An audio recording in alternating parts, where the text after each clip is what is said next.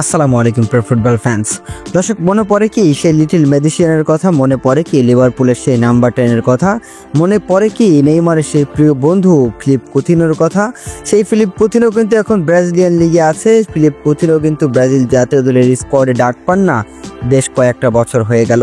তবে ফিলিপ কুতিনো কিন্তু এখনও ব্রাজিল জাতীয় দলে খেলার যোগ্যতা রাখে, পার্সোনালি আমি যেটা মনে করি।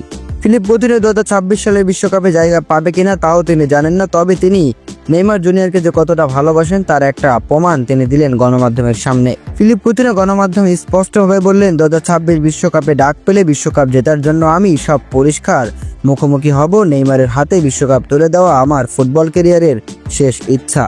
মূলত নেইমার জুনিয়রের হাতে 2026 সালের বিশ্বকাপ দেখতে চান এই ব্রাজিলিয়ান লিটল ম্যাজিশিয়ান।